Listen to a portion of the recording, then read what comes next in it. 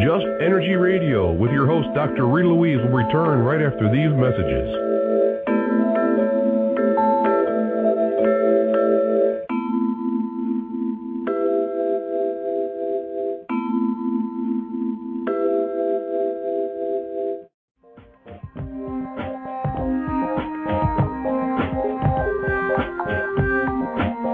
And now back to Just Energy Radio with Dr. Rita Louise.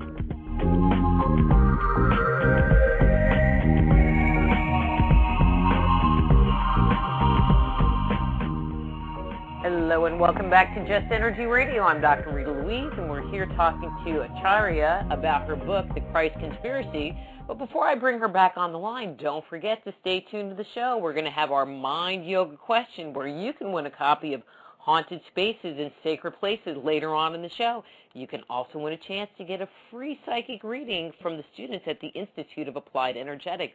That's www.appliedenergeticsinstitute.com.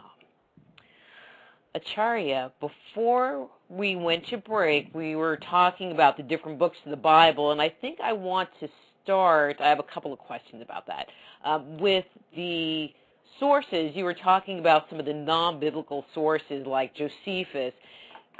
From what I understand,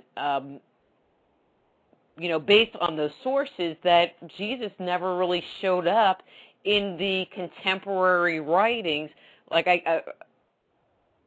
John the Baptist showed up, or what they think is a reference to John the Baptist showed up, so that would say that he was a prominent figure, or a fairly prominent figure, but nothing about the big JC. True? Well, yeah, contemporarily, John the Baptist doesn't show up either, and I can explain his presence in Josephus. Yeah, none of these figures show up. Not even Paul shows up. So what's going on there? Paul's making all kinds of extraordinary claims of troops being sent out, and yet he shows up nowhere.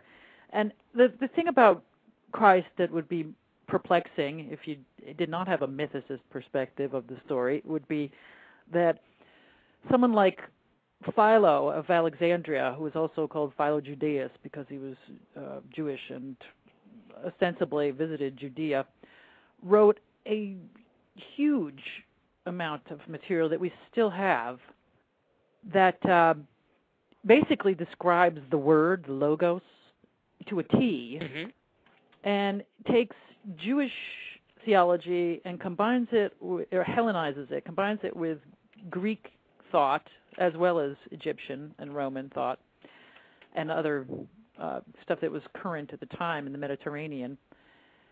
And so Philo lived right smack at the time when Christ was supposedly walking the earth in Judea, which is a 90-mile, the story in the gospel is a 90-mile long part of the world. It's tiny. So anybody in that area where some guy was wandering around, we have some 20-plus scriptures in the New Testament claiming that Jesus was famed far and wide, had thousands of people following him. He fed all these, miraculously feeding mobs of people. He's standing on mountaintops giving speeches. He's got the whole of the priesthood, the Jewish priesthood after him. He's all these dramatic stories are going on in this tiny little area, and yet nobody mentions him. Philo has not a word to say. The logos that he is describing shows up in his own native country. That he lived in Alexandria, but here's a little secret about Philo people don't realize. He was from the wealthiest family in the Mediterranean at the time. So he had the ability to move around. He was involved with the famous and wealthy, powerful people, including the emperors, and yet he has nothing to say about some guy who supposedly landed on planet Earth and was like the walking logos he had described to a T. Not a word, nothing. Doesn't notice him. Didn't know he existed at all. So you look at stuff like that and you go, well, there's something wrong here. Something's wrong with this picture. This guy's famed far and wide. We have absolutely no acknowledgement of his existence in any contemporary record.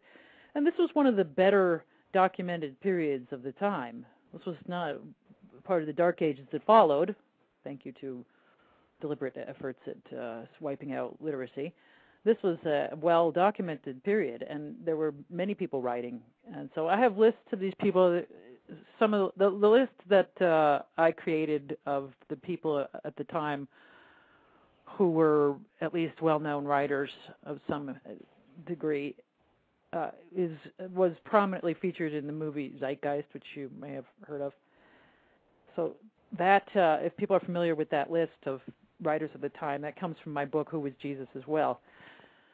So that whole, the whole sources, I go into, in Who Was Jesus, I go into looking closely at these supposed sources, which come from a much later period. You were talking about Josephus's mentions of, actually it's Josephus who mentions he's probably John one the of the Baptist. most, he's probably one of the most well-known, off the top of your head names from that period. That's why I threw him out there. Right, because Christians kept that book going